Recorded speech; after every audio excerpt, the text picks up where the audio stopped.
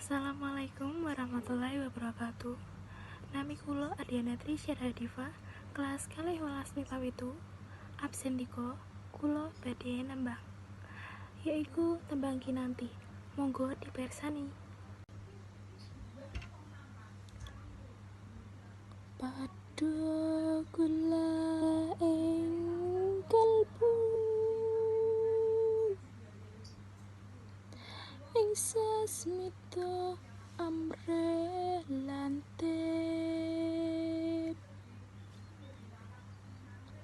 ojo pijar mangan nendra, kaprawuran den ka esti, pesunen sariran niro, cekah dahar lawan kula.